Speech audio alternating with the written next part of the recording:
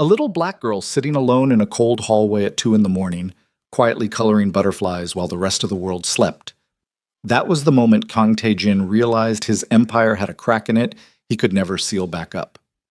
He had spent 15 years making powerful men afraid of his name. He had ordered things done in the dark that he would carry to his grave. But that child, that small, unbothered child with her box of crayons, broke something open inside him that no amount of money or violence could close again. If this story reaches your city, drop a like and comment below. I want to see how far this whisper travels. Stay until the end. Every part of this matters. Bashise. The security room smelled like stale coffee and cigarette smoke that nobody bothered to air out anymore. 3 monitors cast a blue-gray glow across Kang Tae-jin's face as he sat in the leather chair that had been brought up specifically for him. Nobody else used that chair. Nobody touched it. It was understood. And he reviewed the overnight footage the way he reviewed everything, methodically, without expression, looking for the thing that didn't belong. He did this twice a week, not because his security chief couldn't handle it. Park Joon-ho was competent enough, former military intelligence, the kind of man who noticed details most people walked past without seeing. But Tae-jin had learned early that competence in a subordinate was not the same as loyalty, and loyalty in a subordinate was not the same as judgment, and judgment, real judgment, the kind that kept an organization breathing, that lived only in the man at the top. So he reviewed the footage himself. He looked at the hallways, the stairwells, the parking structures, the server rooms. He looked at the faces of people who thought they were alone. It was 1:47 in the morning on a Thursday in November when he saw her. Camera 12, East Corridor, 4th floor. The conference rooms were dark. The cleaning carts were parked outside the executive suites down the hall. And there on the floor, back against the wall beneath the emergency exit sign, sat a child. She couldn't have been older than 7, maybe 8. She was wearing a yellow windbreaker that was slightly too big for her, and she had a coloring book open on her knees and a small plastic box of crayons beside her on the floor. And she was coloring with the careful, deliberate attention of someone who took the work seriously. Not fidgeting, not looking around, just working on her page. Tae-jin stared at the screen for a long moment. He rewound the footage, watched her appear in frame again, walking from the direction of the service elevator, carrying her coloring book and her crayons, sitting down against the wall with the ease of someone who had done this before, who knew this spot, who had already decided this was her place for the night. He pulled up the service elevator log, cross-referenced the timing, then he pulled up the cleaning crew roster for that floor. One name, Mensa, A. Contracted through Shinstar Building Services. Floor assignment, 4 through 6, East Wing. Shift, 10 p.m. to 4 a.m. He sat with that for a moment. Then he called Park Joon-ho. Joon-ho answered on the second ring, voice alert despite the hour. That was one of the things Tae-jin had always appreciated about him. The man did not fumble awake. Sir. Camera 12, East Corridor. There's a child sitting in the hallway outside the conference rooms. A pause. Brief, but Tae-jin caught it. I'll send someone to... No.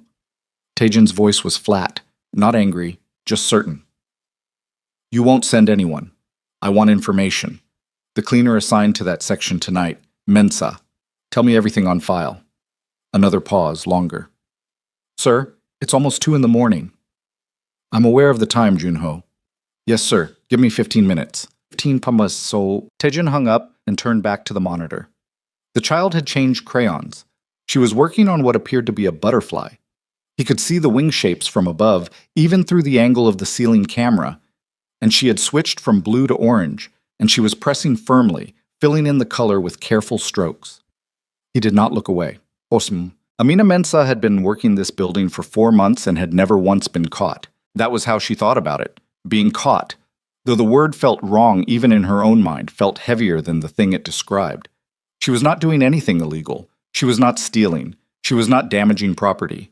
She was a woman who had no one to watch her daughter and could not afford to lose this job. And so on the nights when the neighbor who sometimes helped fell through, which was happening more and more frequently now, she brought Zuri with her. She had explained the rules to Zuri with the seriousness of a military briefing. Stay in the spot. Don't go near the offices. Don't touch anything that isn't yours. Don't talk to anyone you don't know. And if someone does talk to you, tell them your mother is nearby. Zuri, who was 7 years old and deeply pragmatic in the way that only children raised in difficulty ever became, had nodded and followed the rules without complaint every single time. She brought her coloring book. She brought her crayons. She sat in the spot, the stretch of hallway near the emergency exit on the fourth floor, where the cameras didn't quite reach the floor level and where the foot traffic was lowest after midnight. And she colored her butterflies and waited for her mother to finish. It had been working. Until now, though Amina didn't know it had stopped working. She was on the sixth floor, on her knees beside a bathroom cabinet. She was wiping down with the kind of focused determination that blocked everything else out. Because if she didn't focus, she would notice the pain in her joints, the deep grinding ache in her wrists and her hips that had been getting worse for the past 3 months. And if she noticed the pain, she would have to think about what it meant. And if she thought about what it meant, she would have to think about the doctor's appointments. She'd been skipping, and the medication she'd been rationing because the prescription cost more than a full day's wages. So she focused on the cabinet. She focused on the grout between the tiles. She focused on the smell of the cleaning solution and the sound of the ventilation system and the very specific weight of the cloth in her hands. She had learned to live inside the task. It was a survival technique she'd developed over the past 8 years. The ability to make any given task the entire world, to shrink her consciousness down to what was directly in front of her until the rest of it became background noise. Grief, uncertainty, the particular exhaustion of being a black woman alone in a country where she did not fully belong, where the systems that were supposed to protect workers like her were instead designed to process them until they wore down. All of it went into the background when she was inside the task. Her husband had called it her superpower once. She'd called it a coping mechanism. He'd said those were the same thing. He'd had a way of doing that, reframing her survival habits as strengths, making her feel capable of more than the evidence sometimes suggested. That had been 8 years ago. 8 years, and she still sometimes heard his voice at odd moments. In the bathroom of a corporate building at 2 in the morning, on her knees beside a cabinet with cleaning fluid on her hands. She pushed the thought away and kept working. Yes, Park Joon-ho delivered what he had within 12 minutes, which Tae-jin noted without commenting on. Amina Mensah, 34 years old, Ghanaian national. Visa status. Humanitarian long-term residency. Renewed twice. No criminal record anywhere in the system. Employed by Shinstar Building Services for 4 months. Prior to that, 2 different cleaning companies over 3 years. Before Seoul, Joon-ho paused, and Tae-jin heard papers, which meant it was coming from a physical file, which meant Joon-ho had actually gone somewhere to pull this rather than just reading from a screen. She arrived in Korea 8 years ago. Her entry documents list the purpose of visit as family. Her husband was a journalist. Kwesi Mensah, Ghanaian. He entered the country 6 months before her and, another pause, this one different in quality.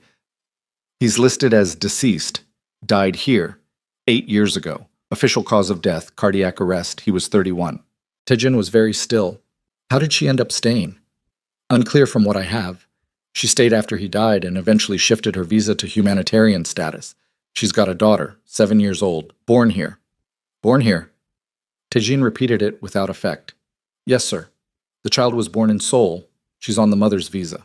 Tae-jin thought about the girl with the crayons. Born in this city. Growing up between 2 countries and fully claimed by neither. He knew something about that particular kind of displacement, though his had been different in its specifics, different countries, different circumstances. But the shape of it, the way it carved out a space inside a person that nothing quite filled, that he recognized. The building management, he said. Do they know the child is here? No, sir. I checked the contractor oversight records. Shinstar doesn't do spot checks after 11. And the floor manager for Shinstar does his rounds before midnight. So she's been bringing the child here and nobody's caught it. Apparently not. Until tonight. Joon-ho said nothing. Tae-jin looked at the monitor. The child had put down the orange crayon and was now reaching for a purple one, and her face was bent close to the page, studying whatever she was making with a concentration that seemed almost out of proportion for a 7-year-old. I want a full background on the husband, Tae-jin said. Kwesi Mensah, journalist, died 8 years ago. Everything. His publications, the circumstances of his death, who handled the case. Everything. Another pause. Sir, this is a significant research request for... I'm aware of what it is, Joon-ho. Yes, sir. Joon-ho knew when to stop pushing. It was another thing Tae-jin appreciated. How soon? By morning. He ended the call. He looked at the screen. He looked at the child. He looked at the butterfly taking shape under her careful hands. He did not sleep that night. Amina finished her floors at 3:40, 20 minutes ahead of schedule, which she allowed herself to feel briefly good about before dismantling it. Ahead of schedule meant she'd worked faster than usual, which meant she'd probably pushed through pain signals her body was sending that she should have been heeding, not overriding. She collected her cart and her supplies, clocked out on the Shinstar tablet at the service station near the freight elevator, and made her way back to the 4th floor. Zuri was asleep. She'd arranged herself in a precise little bundle, knees drawn up, coloring book closed and placed on top of the crayons back against the wall. And she was sleeping with her mouth slightly open and her yellow windbreaker pulled up around her chin like a blanket. The emergency exit sign cast a faint red glow across her face. Amina stood at the end of the hallway for a moment and just looked at her daughter, and the exhaustion and the guilt and the specific tenderness that those two things produced when they combined hit her all at once. She let it. She didn't push it away. She stood with it for exactly as long as she could afford to, which was about 40 seconds. And then she walked to Zuri, crouched beside her. And the pain in her hips flared sharp when she crouched, bad enough that she pressed her lips together and breathed through her nose until it settled, and touched Zuri's shoulder. "Baby, time to go." Zuri woke the way she always did. All at once, clear-eyed. No blinking, no disorientation, just awake. She gathered her coloring book and her crayons without being asked. She stood and straightened her windbreaker. She slipped her hand into Amina's. They rode the freight elevator down together in silence, Zuri leaning against her mother's side, already drifting back towards sleep. It was on the walk to the bus stop that Zuri said, without preamble, "There was a man watching me on the camera." Amina's hand tightened on her daughter's. "What?" "The camera in the ceiling. I saw the light change. It does that when someone's controlling it remotely. The direction moved." Zuri said it matter-of-factly. She had inherited her father's habit of noticing technical things. Amina had never fully decided whether this was a gift or a tragedy, given who Zuri's father was. "When did you see that?" "Around 2, maybe after." Amina was quiet for a moment. The street was empty at this hour, just the two of them and the orange glow of the streetlights and the distant sound of a truck somewhere. "Did anyone come to you?" "No." "Did anyone speak to you?" "No." Amina exhaled slowly. Someone had seen. Someone had watched and chosen not to do anything. Whether that meant safety or the delayed beginning of a problem, she couldn't tell yet. Both felt equally possible. "You should have told me," she said. "You were working," Zuri said simply. Amina had nothing to say to that. The file on Kwesi Mensah that Park Joon-ho delivered at 7:15 the next morning was thinner than it should have been. That was the first thing Tae-jin noticed. Not what was in it, but what wasn't. A journalist who had been working in Seoul, who had died here, whose death had been officially recorded. There should have been more. Medical reports, a coroner's assessment, records from the Korean authorities who would have liaised with the Ghanaian embassy regarding repatriation of the remains. There should have been a paper trail that covered the progression from death to cremation to international return of ashes. Even cases handled quickly and quietly left a certain volume of documentation. This one had almost none. What it had, a death certificate, issued by a private clinic in Mapogu. Cause of death listed as acute myocardial infarction. Age at time of death, 31. The attending physician's name was Dr. Lee Sung-jae, who Tae-jin's preliminary check established was no longer practicing. His license had been surrendered 5 years ago under circumstances the medical board record described only as administrative. There was a cremation authorization form signed by the same clinic citing absence of next of kin, which was categorically false, because Amina's immigration record showed she had already been in Seoul for 6 months by the time her husband died. She was right here. She was a train ride away, and nobody had found that relevant enough to involve her before signing the authorization. There was no record of the ashes being transferred to Amina. There was no record of the ashes being transferred anywhere. Tae-jin sat at his desk in the private office on the 14th floor, the office that appeared on the building's registered floor plan as a storage facility. And he read the file 3 times. Then he set it aside and looked at the city through the floor-to-ceiling glass. Seoul in the early morning had a particular quality of light that he had grown up with and never quite stopped noticing. Something in the way the gray sky over the Han River caught the first pale gold of sunrise and turned it into something more ambiguous, less clean, more honest in its mix of beauty and grime. He thought about a woman spending 8 years in a country that wasn't her own, scrubbing floors on a bad hip in the middle of the night, carrying her daughter through cold hallways. He thought about a death certificate with no follow-through, a cremation with no witness, a husband who had simply ceased to exist in the official record without the standard administrative exhaust that death always produced. He thought about what a journalist investigating corruption would have been doing in Seoul, who he would have spoken to, what he might have found. And he thought about the specific kind of infrastructure required to make a man's death look like natural causes, and then ensure that the paperwork stopped short of leaving any trail that might be followed. That kind of infrastructure cost money. It required coordination. It required people in specific positions, medical, legal, administrative, who could each handle their piece without knowing too much about the others. He had, over the course of his career, built exactly that kind of infrastructure for his own purposes. He knew what it looked like from the inside. He called Junho. "I need to speak with the woman," he said. "Tonight. Arrange it so it doesn't frighten the child." Junho was quiet for a moment. "And if she doesn't want to be arranged?" "She has a sick child sleeping in corporate hallways at 2 in the morning because she has no options," Taejin said.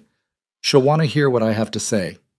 Amina received the message through her Shinstar supervisor, a nervous little man named Choi who rarely looked her directly in the eye, that her evening shift had been rescheduled and she was instead requested to meet with a building representative regarding a scheduling matter at 7 p.m. Choi said this with the rehearsed flatness of someone delivering a message he'd been given word for word and told not to embellish. Her first instinct was that she'd been caught, that the camera, the watching, the delayed reaction, all of it was leading to this. A polite termination, so they didn't have to have the ugly conversation about what she'd been doing, just a scheduling matter as a euphemism for the end of her income. Her second instinct, slower and colder, was that this had nothing to do with the cleaning contract at all. She had been cautious over the years. She had been careful. But caution and care only went so far when you were asking the kinds of questions she'd been asking, when you were sending the kinds of inquiries to embassies and law offices and journalist organizations that she'd been sending for years, each one small and targeted and phrased as innocuously as she could manage. She had learned to be patient. She had learned that patterns could be traced even when individual actions appeared random, and that the people she was trying to understand had more resources than she did, and more motivation to track her than she had to stay hidden. She arranged for a neighbor's teenage daughter to watch Zuri. She changed into the one decent blouse she owned that didn't have cleaning solution stains on the cuffs. She told Zuri she had a work meeting and would be back by 9, and she kept her voice level when she said it. Zuri looked at her with the particular look she had, the one that was too knowing for a 7-year-old's face, and said, "Okay, just some." The office on the 14th floor was not what Amina had been expecting. She'd been expecting, if not a confrontation, then at least some version of corporate sterility. The kind of room designed to communicate power through absence, through clean lines and empty surfaces, and the particular chill of air conditioning set too cold. What she found instead was a room that looked like someone actually used it. Stacks of physical documents on a side table, a half-finished cup of coffee, bookshelves that were genuinely full rather than decoratively arranged. The man standing at the window had his back to her when she came in, and for a moment he stayed that way, looking at the city. And she had the strange sensation that she'd walked into the middle of something he'd been doing long before she arrived. Then he turned, and she recognized him. Not personally. She didn't know him personally, but she had seen his photograph before, in connection with something she was not going to reveal until she understood exactly what was happening here. Kang Tae-jin. His name appeared on the building's registered ownership documents, buried under 3 layers of corporate structure, but she had found it 2 months ago while cross-referencing real estate records connected to a construction firm that had come up in her research. She had noted it and moved on and had not returned to it because at the time it had seemed peripheral. She kept her face still. He gestured to the chairs arranged near the window. "Please, sit." His Korean was standard Seoul dialect, no regional markers, and his voice had the particular quality of someone who chose his words the way a watchmaker chose his instruments. She sat. She crossed her hands on her lap. She waited. He sat across from her. He looked at her directly. He said, "I want to talk to you about your husband." The room was very quiet. "I don't know what you're referring to," she said. "Yes, you do." He said it without cruelty, without triumph, just a statement about the shape of reality. "I reviewed your background. I know why you're in Seoul. I know it's not for cleaning contracts." He picked up a folder from the table beside him. She recognized the format, institutional, like a background check, and set it back down without opening it. I'm not a threat to you. I want to understand what you know. Amina studied his face. She had spent 8 years reading the faces of people who were either going to help her, or use her, or ignore her, and she had developed a rough but functional taxonomy of tells. The people who were going to use her usually led with reassurance more quickly than was natural. The people who were going to ignore her showed the slightly glazed look of someone who'd already mentally moved on before the conversation was finished. The people who were actually paying attention, the rare ones, had a quality of stillness that came from genuine engagement rather than performance. He was very still. My husband was a journalist, she said finally. He died here 8 years ago. Officially. She put a small and deliberate emphasis on the word. I believe the official account is incomplete. I believe that too, Taejin said. The words landed with a weight she hadn't been braced for. She had said variations of what she'd just said to embassy officials, to lawyers, to a Korean Journalists Association representative who had listened politely and promised follow-up that never came. She had never, in 8 years, had someone respond to her with anything other than skepticism or bureaucratic deflection. This man said it the way you'd confirm the temperature outside. Flat, certain. What do you know? She asked. His death certificate was issued by a private clinic that subsequently closed. The attending physician surrendered his license 4 years later without explanation.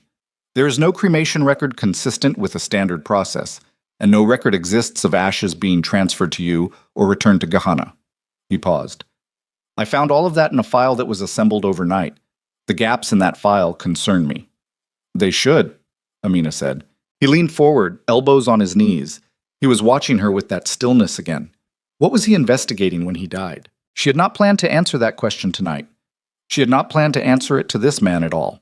But the information in the file he'd just described, information she had spent months assembling through painstaking effort, had come together for him overnight, and that either meant he had access to resources she couldn't match, or it meant he'd had this information already and was testing her version against his own. Either way, the calculation was shifting. Construction, she said. Specifically, a series of large-scale residential and commercial projects in Seoul that were financed through what appeared to be a combination of legitimate capital and laundered money. The same companies kept appearing across multiple projects with different investor names. He was building a paper trail. Taejin was quiet for a moment. Something moved behind his eyes. Not surprise exactly, but a specific kind of recognition. Which companies? He asked. I'll show you what I have, she said, but first I want to understand why you care. He considered that. He leaned back. He said, I run the kind of organization that intersects with the things your husband was investigating. I didn't know your husband. I didn't know about his investigation until last night.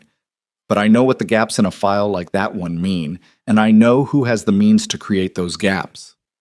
He met her eyes. And I have reason to believe that some of what I'm looking at connects to operations I've been associated with historically, which means I have liability as well as interest. It was not the answer she'd expected. It was, she thought, probably more honest than most of the answers she'd received in 8 years. You're telling me you might be part of what I've been investigating, she said. Adjacent to it, he said. Possibly. That's what I need to understand. The city glittered below the window. Somewhere out there, Zuri was sitting in the neighbor's apartment watching something on a tablet, eating whatever the neighbor had offered her, waiting for her mother to come back. Amina thought about the years, the embassy doors, the lawyers who took her money and delivered nothing, the Journalists Association that had offered sympathy and a form letter, the months she had spent learning to read Korean corporate filings because she couldn't afford a translator for every document. She thought about the look of the file he'd assembled overnight. She thought about what she could do alone versus what she might be able to do with someone who had the resources to find in 12 hours what had taken her 3 years. My husband believed he had identified the core network, she said slowly. He described it to me in an email 3 days before he stopped responding. He said there was a financial structure connecting 6 development projects, and that the money traced back to 3 specific family names. He didn't send me the names. He said he'd have it in a form he could publish within 2 weeks. She stopped. He never sent me anything else after that. Taejin's jaw tightened slightly. It was the first physical tell he'd shown. 3 family names, he said. Yes. And you've been trying to identify them for 8 years. Yes. He was quiet for a long moment. He looked at the folder on the table. He looked at the window. He looked at her. I think I already know one of them, he said. The silence after that stretched between them like a wire pulled taut, vibrating with the particular tension of something that had been hidden for a very long time, becoming suddenly less hidden. And then his phone rang. He glanced at it. His expression changed in a way that was almost imperceptible. A small tightening around the eyes, a barely visible shift in how he held his shoulders. He stood. Someone knows you're here, he said. Amina was on her feet before he finished the sentence. What? My perimeter team just flagged a vehicle outside. It's been there since before you arrived. He was already moving toward the door on the far side of the room. It's following your pattern, not mine. Which means whoever it is, they were following you. Amina thought about Zuri, about the neighbor's apartment, about how easy it would be for someone to find an address from a cleaning contract record. My daughter, she said. He was already on the phone. He gave an address, the neighbor's street, quietly, to whoever answered. He said 4 words in a tone that made clear they were not suggestions. He looked at Amina. She'll be moved somewhere safe in the next 8 minutes. How do you, Let me worry about the how, he said. Right now I need you to stay calm and stay close, because whoever is outside that building just showed me that this conversation is exactly as dangerous as I suspected. He opened the far door. Below them, in a car Amina could not see from where she stood, someone was watching the building with the particular patience of a person who had been paid to wait. And in Amina's bag, in the worn leather satchel she carried everywhere, was a flash drive that contained 8 years of research, including the partial names her husband had mentioned to her in a phone call the day before his final email. Names she had spent years trying to verify. Names that she was now, for the first time since Kwesi died, beginning to believe someone with real power might finally be able to do something with. She followed Kang Tae-jin through the door. Neither of them noticed the second car that had pulled into the alley alongside the building 3 minutes earlier. Neither of them knew that the man sitting in the driver's seat had already made 2 phone calls. One to report that contact had been established between the target and the building's registered owner, and one to request authorization for escalated action. Authorization, on the other end of that call, was granted. The car was still there when Tae-jin checked the feed from his phone. A black Hyundai Sonata, plates registered to a shell leasing company that Junho had already run twice and come back empty on both times, which meant it was good paper, professional paper, the kind of registration that took either serious money or serious connections to arrange. It had been parked on the north side of the building for 41 minutes, long enough to confirm arrival. Short enough to still have an exit route if things moved fast. Tae-jin knew how surveillance worked. He'd run enough of it. He moved Amina through the service corridor on the 14th floor, the one that connected to the freight shaft on the building's east side, away from the street-facing cameras, away from the lobby where whoever was in that car might have a second set of eyes waiting. She moved quickly. He noticed that. No hesitation, no asking where they were going, no slowing at the corners to process. She kept pace and kept quiet, and he filed that away. A woman who knew how to move through a building without drawing attention, who had spent enough time navigating hostile spaces that her body had learned the rhythm of it without needing her mind's involvement. They took the freight elevator to the second floor and exited through a loading dock that emptied into an interior courtyard between this building and the one behind it. The courtyard was maintenance space, dumpsters, ventilation units, a chain-link enclosure for electrical infrastructure. No cameras he didn't control. No line of sight from the street. He stopped. She stopped. He said, "Tell me about the drive." Amina's expression didn't change, which told him she'd been expecting the question. She reached into her bag. The worn leather satchel, dark brown, the strap reinforced with a strip of packing tape where the original stitching had given out, and she pulled out a flash drive. It was small, gray, the kind sold at any electronics market for a few thousand won. She held it in her palm but didn't hand it over. "Everything I have is on this," she said. 8 years of filings, death records, property registration documents, corporate structure maps, partial financial trails. 3 names that my husband referenced in a phone call the day before his last email. Names I have not been able to fully verify, but that I have been cross-referencing against Seoul real estate records for the past 2 years. She paused. "I want to be clear about something. I'm not giving this to you. I'm showing it to you. There's a difference, a significant one. She closed her fingers around the drive. I've had information taken from me before. A lawyer I hired in year 2 turned out to be connected to one of the firms I was investigating. I paid him for 4 months. He gave me nothing, and 2 weeks after I stopped paying him, an inquiry I'd filed with the Land Registry Office was pulled without explanation. Her voice was flat, not bitter. It had passed bitterness some time ago and arrived somewhere more functional. So I don't hand things over, not until I understand what I'm handing them over to. Tajin looked at her. The courtyard light was industrial, a single orange-tinted lamp above the loading dock door, and it caught the exhaustion in her face in a way the overhead fluorescence in the office hadn't.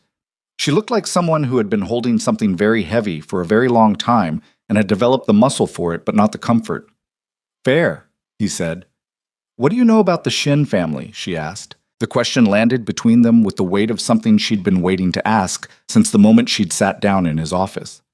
He'd seen it in her face when he'd said he knew one of the 3 names. A recognition, a suppressed urgency, the specific quality of someone who has been waiting for confirmation of something they'd half known for years. I know them well enough, he said. That's not an answer. No, he agreed. It's not. He leaned against the concrete wall and looked at the sky above the courtyard, a narrow rectangle of dark soul night, orange-tinged from the city's light pollution. Shin Byung-hak built his construction empire in the late 90s, residential and commercial. He was smart about diversification, never put the whole structure under one holding company, kept the asset pools separated so that any one failure wouldn't compromise the rest. His son, Shin Kang-min, took operational control about 12 years ago. Younger, more aggressive, less patient. He paused. My organization has intersected with theirs on 3 separate occasions over the past decade. Not partnerships. More like shared infrastructure. Occasionally the same people facilitated things for both of us without either party necessarily knowing about the overlap. Meaning you've used the same corrupt officials. He met her eyes. Yes. She absorbed that. She didn't flinch from it, which he found, again, worth noting. And you think the Shins were involved in what happened to my husband? I think the construction projects your husband was investigating and the Shin family's development portfolio overlap in ways that would require serious examination to rule out. He straightened. My people are already pulling the land registry records for the 6 projects you mentioned. Tonight. Why? She said it directly, without the softening that people usually applied to a question like that when they were talking to someone they were uncertain about. Why are you doing this? He looked at her for a long moment. He thought about the camera feed, the child with the crayons, the butterfly with the orange wings. He thought about a file with gaps where documentation should have been. He thought about a dead journalist who had been 31 years old and was never coming back, and a woman who had spent 8 years in a foreign country because she refused to let his death be a clean fact. He said, because I've spent 15 years building things in the dark, and most of them I don't regret. But some of them, he stopped, started again differently. I want to know if the things I've been adjacent to are the same things that took your husband. And if they are, I want to know who specifically. And then I want to make sure it doesn't stay buried. It was the most honest thing he'd said to anyone in years. He was aware of that even as he said it. Amina looked at him for a long, careful moment. Then she held out the flash drive. He took it. He did not put it in his pocket. He held it in his own hand, mirroring how she'd held it, and said, I'll have my analyst copy it and return the original to you tonight. She nodded once. His phone buzzed. He looked at it. A message from Junho. Zuri secured. She's at the secondary location. She's fine. Ate dinner. Asked where her coloring book was. He showed Amina the message without comment. She read it. Something crossed her face. Relief. And something underneath the relief that was harder to name. Something that looked like the specific vulnerability of a person who has been alone with a problem for so long that having someone help feels more frightening than managing alone. Thank you, she said quietly. Don't thank me yet, he said. Whoever's in that car knows your face and knows you came here. That changes your exposure level significantly. I know. Your current residence, how secure is it? It's a shared building, single room, ground floor. She said it without self-consciousness, just fact delivery. Not secure. You'll need to move. I have a 7-year-old daughter and a cleaning job that starts at 10 p.m. I'm aware. He was already thinking through the logistics. He had 3 properties in Seoul that were not connected to his public corporate identity. Legitimate residential leases held under names that traced back to law firms rather than to him directly. One of them was currently empty. I have a place, 2 bedrooms, safe district. I'll have the key arranged. She looked at him. The look was not grateful. It was assessing. And he found that he respected it, the way she refused to let relief make her incautious. And what does that come with? A key, he said. That's all. She held his gaze for another beat. Then she said, All right. Buzz. Junho was waiting at the secondary location, an apartment in Mapogu that Taejin used for operations requiring distance from his main offices when they arrived. He looked at Amina the way he looked at everything new that entered Taejin's orbit, with the particular flatness of someone running a risk calculation in real time and not necessarily liking the result. Zuri was sitting on the couch with her coloring book. She had apparently demanded it, and Junho's operative who'd moved her had apparently retrieved it from the neighbor without question because Junho's people understood the principle of keeping children calm. She looked up when Amina came through the door, assessed the situation in approximately 1 second, and returned to her coloring. Amina went to her. She crouched beside the couch. Taejin saw her jaw tighten at the movement, saw the brief press of her lips, and she put her hand on Zuri's knee and said something quietly in a language he didn't speak. Zuri responded in the same language, glancing once at Taejin with a directness that was startling in a child her age. Taejin looked at Junho. Junho pulled him to the far side of the room, near the kitchen doorway. His voice dropped to something that was barely moving air. The car outside your building. I have a partial plate and a make. I ran it against our known surveillance contractors. And? Nothing direct, but the plate structure is consistent with vehicles registered through a logistics subsidiary of Shinstar Property Holdings. Taejin was still. Shinstar Property Holdings, he said, not Shinstar Building Services. Different entity, same family umbrella. Junho met his eyes. She's been cleaning their building, sir, for 4 months, and they've apparently been watching her for... He glanced at his phone, at least the last 3 weeks, based on the timestamp pattern I can pull from our external camera archives. Taejin turned that over. The Shins had known who Amina was, had known she was in the building, had let her work there, had perhaps even arranged for her to be hired there, and had been watching her, waiting for something, waiting to see who she contacted, or what she found, or where she went. He thought about the lawyer she'd mentioned, the one who'd turned out to be connected to the firm she was investigating. He thought about the 4 months she'd been mopping floors in a building owned by the people who were most likely responsible for her husband's death. They put her there, he said. Junho said nothing, which was confirmation. They used the cleaning contract to keep her contained and monitored. He said it slowly, working through it. And when she came to this building tonight, when she was seen with me, they escalated, Junho said. Yes. Taejin looked across the room. Amina had straightened from beside Zuri and was watching him with the same careful attention she'd had since he first told her someone was watching the building. She couldn't hear the conversation, but she was reading his body language, and she was good at it because he could see from the set of her shoulders that she already understood something had shifted. He crossed the room. He didn't soften it. The cleaning company that hired you, he said. Shinstar Building Services. She didn't move. Yes. It's a subsidiary of the Shin family's property holding company. A long, absolute silence. They placed me there, she said, not a question. It appears so. She turned away from him. She walked to the window and stood with her back to the room, and he could see the tension running through her, the way her hands were pressed flat against her thighs, the deliberate steadiness of her breathing.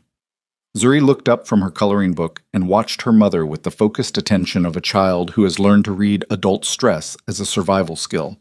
Then Amina turned back. 4 months, she said. I was grateful for that job. I thought I'd gotten lucky. Her voice was even, completely even, which Taejin understood was costing her something. I told myself the cleaning work was temporary. I told myself I was close to something, and once I had what I needed, I could... She stopped. Started again. They put me there so they could watch what I was doing. Yes. And when I came here tonight, you moved outside their containment zone. They responded. She looked at him. So coming here made it worse. Coming here made it visible, he said. which is not the same as worse. What was already happening was already dangerous. You just didn't know how dangerous. She absorbed that. She looked at her daughter. She looked back at Tae-jin. What were they waiting for? 4 months of watching me. What were they expecting me to do? It was a good question. The best question, probably. And the answer he was working toward, because if they'd been maintaining surveillance rather than simply removing her, which they could have done, she was a foreign national with no powerful institutional backing. Making her disappear from a cleaning contract would have been trivially easy. It meant they wanted something. They were waiting for her to lead them to something. Your husband's evidence, he said. Whatever he found before he died. They know it exists, they don't know where it is, and they've been using you to find it. The room was very quiet. Zuri said without looking up from her coloring book, Mom has copies in 3 different places. Both adults looked at her. Zuri looked up. She looked at her mother with the calm, unblinking gaze of a child who has decided that this is a moment for information rather than silence. You told me. If anything ever happens to you. 3 places, 3 people, none of them know about each other. She looked at Tae-jin. She's been doing that for 2 years. Tae-jin looked at Amina. Amina pressed her lips together. Then she said to Zuri, You weren't supposed to repeat that. You didn't say I wasn't supposed to repeat it, Zuri said. You said I shouldn't tell anyone unless I had to. I decided this is unless. Tae-jin thought that he had never encountered a 7-year-old quite like this one, and he was reasonably certain the trait came from the mother. Chiss. He put Junho on the flash drive analysis at 11 p.m. and told him to work through the night. He told him specifically what to look for. Corporate structure connections between the 6 development projects Amina had identified and the Shin family's registered entities, with particular attention to any legal firm names that appeared in both sets of records, because a cover-up of this scale required a legal architecture, and legal architectures left traces even when everything else was cleaned. Then he sat across the kitchen table from Amina, and they went through what she had, verbally, without the drive, just from memory, for 3 hours. She was meticulous. He had expected competence. He had not expected this level of structural rigor. She had taught herself to read Korean corporate filings over the course of 2 years, imperfectly but functionally. She had built a timeline that cross-referenced her husband's last known movements with permit applications, land transfers, and political donation records, and the overlap was not coincidental. Kwesi Mensah had been following the money through a specific sequence of transactions, and the sequence pointed toward a real estate fraud operation of significant scale, not just skimming, not just inflated invoices, but systematic laundering of criminal capital through premium development projects, with the output being clean, legitimate real estate assets held by legitimate-seeming entities. And running through every data point like a thread was a single legal firm, Daehyun & Co. Tae-jin had heard that name twice in his professional life. Both times in context he had specifically not investigated further, because at the time, the investigation would have created friction he hadn't been positioned to absorb.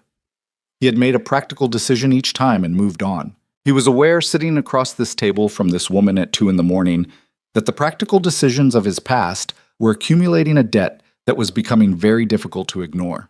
Daehyun & Co. handled the estate administration for at least 4 of the 6 projects, Amina said. She was drinking tea. She'd made it herself, using the supplies in Junho's safe house kitchen, and had not asked if it was all right, just made it, which he'd found oddly grounding. They also appear in the paperwork trail connected to the private clinic that issued Kwesi's death certificate, not as a named party, but 2 of the clinic's registered officers used Daehyun & Co. for their personal property transactions. How did you find that? Land registry cross-reference. She wrapped both hands around her mug. I spent 4 months on that one connection. He thought about the resources he had, the people he could put on this, the hours of work she'd described, months, years, collapsing into days if he could throw the right infrastructure at it. He thought about Shin Kang-min, the son, the aggressive one, the one who'd taken operational control 12 years ago, which put him at the helm exactly during the period when Kwesi Mensah had been investigating and had died. I need to ask you something, he said. She looked at him. When you found out about Shinstar, that they own this building, that the cleaning contract was probably arranged, what's your first instinct? She was quiet for a moment, then, that I've been wasting time, that every lead I thought I was developing independently has been contaminated. She set the mug down. and that if they've been watching me, they have a record of everything I've done for 4 months. Every building I've visited, every inquiry I've submitted, everyone I've contacted. Everyone you've contacted, he said. That includes the people holding your copies. She had already thought of it. He could see that. She had already moved to that conclusion before he'd finished the sentence, and it had cost her something. There was a tightness around her eyes that hadn't been there 2 minutes ago. I need to reach them, she said. Not from your phone. I know that. And not tonight. Not until I know more about the scope of the surveillance. If they've been running a serious operation, your contacts may already be identified. Moving tonight tips them that you know. She looked at him. And if I wait and something happens to one of them? He had no clean answer for that.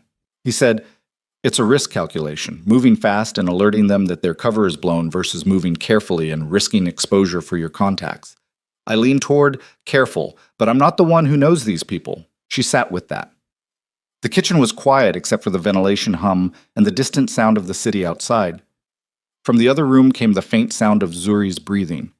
She had fallen asleep on the couch, coloring book still open on her chest. Kwesi would have moved fast, Amina said, almost to herself. Then she looked up. He always moved too fast. He thought speed was the same as momentum. She picked up the mug again.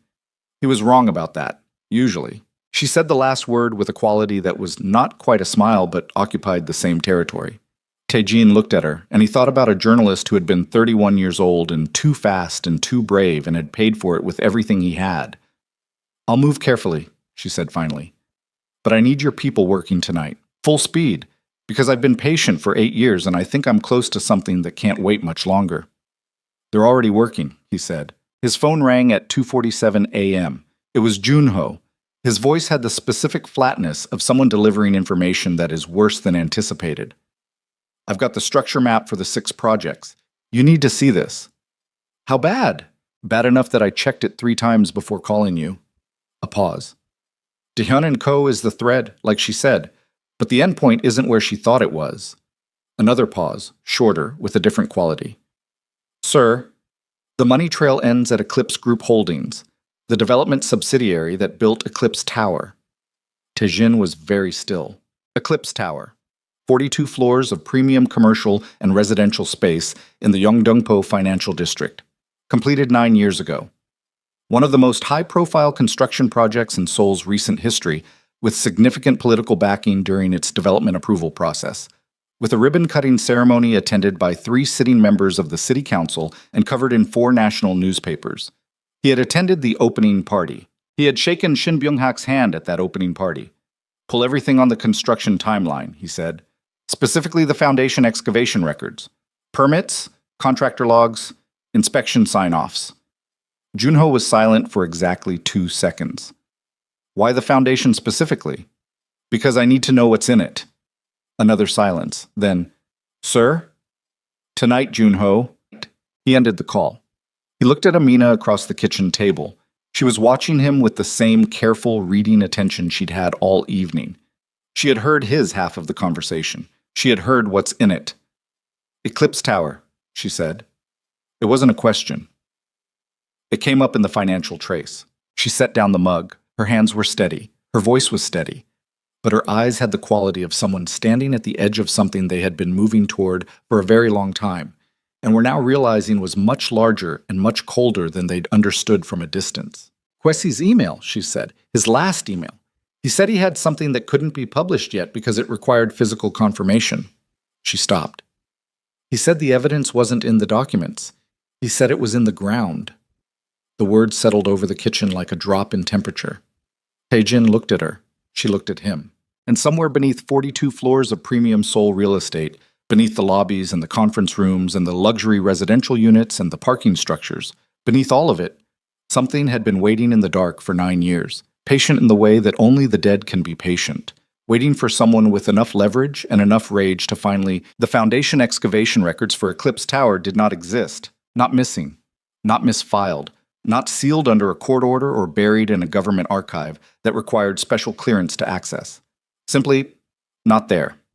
Junho spent 4 hours running the search through every public registry, every contractor licensing database, every municipal permit archive that Seoul's construction oversight system maintained, and what he found was the shape of an absence. Applications that referenced inspections, that referenced sign-offs, that referenced permits, each document pointing to the next in a chain that should have terminated in physical excavation logs, soil displacement records, foundation pour authorizations, and instead terminated in nothing. The chain just stopped. The last document in every sequence was a sign-off form, and the sign-off form referenced a supervising inspector named Wu Chang-sik, and Wu Chang-sik's licensing record showed he had retired from the Municipal Inspection Office 8 years ago, the same year Eclipse Tower was completed, and his forwarding address on file was a postal box in Busan that had been closed 6 years ago. Yunho delivered this at 5:15 in the morning, sitting at the kitchen table in the Mapogu apartment with his laptop open and the particular gray look of a man who had been awake all night doing work that had led him somewhere he hadn't wanted to go. Taejin sat across from him. Amina sat at the end of the table. Zuri was asleep in the other room, and the three of them sat with the information laid out between them and said nothing for a moment. Then Amina said, "He buried it." Yunho looked at her. "The inspector. He signed off on a foundation he either never saw or was paid not to see, and then he retired and disappeared." She said it without any upward inflection. "Someone cleaned up after themselves very carefully." "Carefully," Taejin said, "but not completely, because the chain of documents still exists. Someone preserved the trail up to the sign-off point and then cut it, which means either they were interrupted before they could finish, or," he looked at Junho, "they didn't think anyone would ever have a reason to follow it this far." Yunho closed his laptop. He looked at Taejin with the expression he used when he had something to say that he expected to produce a difficult reaction. "There's something else." "Say it." "Dahyun and Co., the legal firm." He put his hands flat on the table. "I found a connection I wasn't looking for. A personnel record. One of their senior partners, a man named Ro Jung-sik, who handled the Eclipse Group account from the planning phase through completion. He retired from the firm 3 years ago." He paused. "He is currently employed as a legal advisor to the Seoul Metropolitan Development Authority." Taejin was quiet. "He's inside the regulatory body," Amina said. "Senior advisory level," Junho said, "which means he has access to permit archives, historical records. He would know exactly what's in those databases and what condition it's in." He met Taejin's eyes. "He would know if someone was searching." The weight of that settled over the table. Taejin thought about the car outside his building the night before. He thought about how quickly they'd mobilized, 41 minutes from when Amina had arrived to when the Sonata had appeared. He thought about a surveillance network that had placed Amina inside a Shinstar building for 4 months, that had been patient enough to watch and wait, that had resources inside the regulatory infrastructure of the city government itself. He thought about how fast they'd moved once the pattern changed. "They already know I've been searching the records," Junho said, reading his face. "If Ro Jung-sik has monitoring access to the databases, our search last night would have flagged." "How long ago?" Junho looked at the time on his phone. "The searches started around midnight. If there's an automated alert system," he stopped, "within hours." Taejin stood up. He walked to the window. The sky outside was the color of old concrete, pre-dawn Seoul, and the street below was empty except for a delivery truck making its first run of the day. He stood with his back to the room for a long moment. Then he turned and said, "I need to speak with Ro Jung-sik directly." It took 6 hours to locate him. Not his office address, that was in the public directory. But Junho had flagged that approaching Ro Jung-sik at his official workplace was the equivalent of walking into the center of the network they were trying to understand, and Taejin agreed. What they needed was somewhere private. Somewhere the man couldn't access the architecture of his protection. What they found, through a combination of vehicle registration records and the particular institutional knowledge that came from 15 years of building an organization that kept track of powerful men's habits, was a private members club in Yongsan-gu where Ro Jung-sik spent every Thursday morning. A breakfast meeting. Regular as weather. It was Thursday. Taejin arrived before him. He sat at a corner table with a cup of coffee that he didn't drink and waited. And when Ro Jung-sik came through the door at 8:40, a man in his early 60s, compact, white-haired, wearing the specific kind of suit that communicated careful maintenance of status without overt display, Taejin watched him cross the dining room with the unhurried ease of someone who had come here every week for years and expected the room to receive him accordingly. Ro Jung-sik saw Taejin approximately 2 seconds before he reached his usual table. He saw him, identified him, and Taejin watched him identify him, watched the micro-expression of recognition that moved across the man's face before the careful blankness came down over it, and he kept walking. He sat at his table. He ordered without looking at a menu. Taejin crossed the room. He sat down across from Ro Jung-sik without being invited. Ro Jung-sik looked at him with the flat, managed expression of a man who had spent a career controlling difficult conversations. "I don't believe we have an appointment." "We don't," Taejin said. "This won't take long." A waiter approached. Ro Jung-sik waved him off with a small gesture. He looked at Taejin and waited. "Eclipse Tower," Taejin said. "Foundation excavation records. Walk me through what happened." Nothing moved in Ro Jung-sik's face. Not a muscle, not a blink, not a tightening around the jaw. He had, Taejin thought, either been expecting this conversation for some time, or he was a man with extraordinary control, and probably both were true. "I'm not sure what you're referring to. The documents terminate at the inspection sign-off. Woo Chang-sik, who is unreachable." Taejin put his hands on the table, flat, unhurried. "You handled the Eclipse Group account for Daehyun and Co. from Project Inception. You know what's in that foundation." "I handled legal documentation for a legitimate development project," Ro Jung-sik said. "If there are gaps in the municipal records, that's a matter for the inspection authority, not for me. You're currently employed by the inspection authority." The tiniest pause. "As an advisory capacity, yes. I have no operational—" "Ro!" Taejin said the name quietly, with the specific weight of someone who is not making a threat, but is making very clear that he is aware of what a threat would look like. "I've been in this business long enough to know what legitimate documentation looks like and what maintained absence looks like. You built a maintained absence. Someone paid you to maintain it. I want to know who, and I want to know what's in the foundation of that building." Ro Jung-sik looked at him. Something shifted in the managed blankness of his face.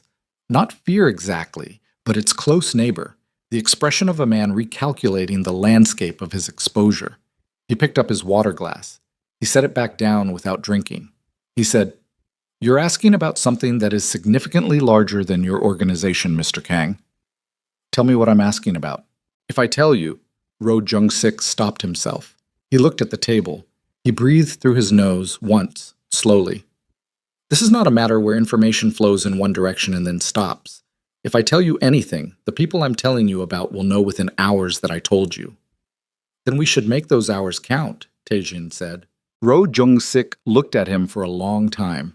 He had the eyes, Taejin thought, of a man who had told himself a story about what he was doing for long enough that he'd stopped questioning the story, and now someone had pulled the story out from under him, and he was standing in open air without it. "The foundation," Ro Jung-sik said finally. His voice had dropped to just above the ambient noise of the dining room. "The construction timeline ran into a problem during the excavation phase. The subcontractor found something during the dig. Something that would have halted the project, triggered an investigation, exposed the financial structure behind the development." He stopped. "What did they find?" Ro Jung-sik set both hands flat on the table, mirroring Taejin's posture from earlier, and Taejin understood that it was an unconscious gesture of surrender, the body admitting something before the mouth caught up with it. "Remains," he said. 4 sets, wrapped in industrial sheeting. They'd been there for years, just placed during a prior construction project on the same site." He did not look away from the table. "The subcontractor reported it to the site foreman. The site foreman reported it to Shin Kang-min. And Shin Kang-min made a decision." The room was very loud around them. Silverware, conversation, the sound of the city coming through the windows, and underneath all of it was a silence between the 2 men at the corner table that was absolute. "He poured the foundation over them," Taejin said. Ro Jung-sik said nothing, which was yes. "And you handled the legal structure that made sure the inspection records disappeared." Still nothing. 4 sets of remains, Taejin said. He felt something cold and specific moving through him. Not quite rage, not yet, but its preliminary form, the sensation of something irreversible beginning. "Do you know who they were?" Ro Jung-sik looked up, and in his face, for the first time, was something that might have been the remnant of a conscience, not functioning, not actionable, but present as a kind of residue, the way a stain remains in fabric that's been washed too many times to be visible in ordinary light, but shows up clearly when you hold it at the right angle. "Foreign nationals," he said. "That's all I was told. Workers. People who had been asking questions or carrying information that was inconvenient. I was told they were... He stopped. Liabilities that had been resolved. Taejin sat very still. I was told they were already dead, Ro Jung-sik said, and Taejin heard the specific quality of a justification that had been repeated internally so many times it had worn grooves into the person saying it. My role was the documentation. I was told the decision had already been made, and my function was to ensure the legal architecture held. I told myself... He stopped again. You told yourself you didn't make the decision, Taejin said. You just cleaned it up. Ro Jung-sik did not respond. One of those remains, Taejin said, is a Ghanaian journalist named Kwesi Mensah, who died 9 years ago at 31 years old. His wife has been in Seoul for 8 years looking for what happened to him. His daughter was born in this city and has never known her father. He paused. She was sitting in your building's hallway at 2 in the morning, coloring butterflies because her mother couldn't afford childcare. Something moved through Ro Jung-sik's face. Not guilt. Guilt had a different shape, more internal, more private. This was exposure. The specific, devastating experience of having the abstract suddenly become particular, of a decision that had been archived as liabilities resolved becoming a woman and a child in a hallway. He looked like a man who had been standing in a house of cards. He'd forgotten was a house of cards and was watching it fall. I need everything you have, Taejin said.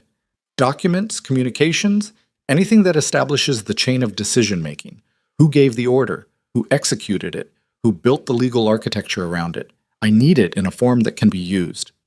If I give you that, I know what happens to you if you give me that. Taejin met his eyes. I also know what happens to you if you don't, and I've been doing this long enough to make that second option significantly less comfortable than you would prefer. Ro Jung-sik looked at him for a long moment. His water glass was sweating in the warm air of the dining room. His breakfast had never arrived. Outside, Seoul was doing what Seoul did in the morning, traffic building, the city assembling itself for another day of commerce and bureaucracy and the particular organized fiction of normalcy. And here in this corner of a members-only dining room, a man who had spent 30 years building careful walls around his worst decisions was watching them dissolve. I have documents, Ro Jung-sik said, preserved, off-site. I kept them. He exhaled, as insurance. I knew one day. He didn't finish the sentence because finishing it would have required him to admit that he had known all along that this day was possible and had prepared for it while simultaneously choosing not to prevent it. Where? Taejin said. He was back in the Mapogu apartment by noon. Amina looked at his face when he came through the door and stood up from the kitchen table, and he could see that she was reading him the way she read everything, carefully, without jumping to the conclusion she wanted, making herself wait for the data before she responded to it. Zuri was at the table with her coloring book, and she looked up and then went back to her page without comment. I found someone who was involved, Taejin said. He's prepared to provide documentation. Amina's face was still. And? He told her. He told her all of it. The foundation. The 4 sets of remains, the foreign nationals, the poured concrete, the 9 years of Kwesi Mensah lying beneath 42 floors of a building that had been on the cover of architectural magazines and celebrated at city council meetings and used as a symbol of Seoul's economic vitality. He told her carefully and directly, without softening it, because she deserved the truth in its actual shape and had spent 8 years being given versions of it that were designed to make it manageable for everyone except her. She listened without interrupting. She stood very still. Her hands were at her sides. Her face did the thing he'd observed before, the careful containment, the refusal to let the impact show until she'd processed it. And then, slowly, methodically, the containment broke. Not loudly. She was not a loud person, but she turned away from him, walked to the window, and pressed both hands flat against the glass. And the sound she made was small and involuntary, and came from somewhere that had nothing to do with decision-making, just the body acknowledging what the mind had spent 8 years refusing to fully accept. That Kwesi was not missing, that he was not going to be found alive in some circumstance that explained everything, that he had been murdered, specifically, deliberately, as a liability to be managed, and then he had been disposed of like construction waste. Zuri had gone still at the table. She was not looking at her mother. She was looking at her coloring book with the focused non-attention of a child who understands that some moments belong entirely to adults and that the most respectful thing she can do is be invisible inside them. Taejin stood in the middle of the room and let the silence be what it was. After a long time, Amina turned back. Her eyes were red at the rims but dry. Her voice, when it came, was perfectly level, and it was the most controlled sound he had ever heard a human being produce. "What do we do now?" she said. Before he could answer, his phone rang. It was a number he didn't recognize. He answered it because unknown numbers at this particular juncture of events were not things he could afford to ignore. The voice on the other end was Ro Jung-sik's. It was different from how it had sounded in the dining room. Compressed, breathing fast, with the specific acoustic quality of a man in a moving vehicle. "They know," he said. "Someone notified them. I went to the off-site location to retrieve the documents, and there were 2 men there already. I didn't go in. I kept driving." A sharp breath. "I don't know how they knew. I don't know if my phone is... I'm using a different... Where are you now?" "Driving. I don't know where to... Keep driving. Don't stop. Don't go home." Taejin was already moving across the room toward Junho, who had appeared in the doorway from the back bedroom, reading the situation in Taejin's body language and already reaching for his own phone. "Don't use your regular phone at all. I'll have someone reach you on this number within 20 minutes. He ended the call. He looked at Junho. "They've got someone on the inside of our operation." Junho's face went absolutely flat. "That's not possible. The team on this is 3 people, all... Someone knew Ro Jung-sik was talking to me and had people at his document location within 3 hours. The only people who knew I was meeting Ro Jung-sik were in this apartment." He let that sit for exactly 2 seconds.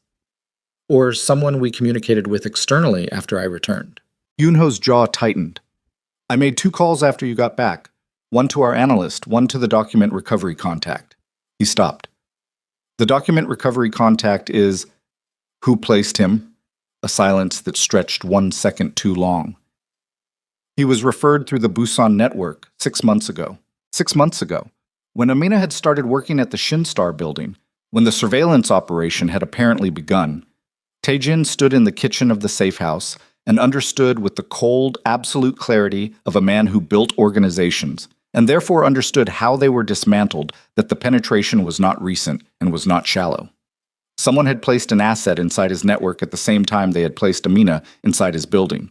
Both operations running in parallel. Both designed to contain and monitor. Both triggered simultaneously when the pattern changed. "Pull him in," Taejin said.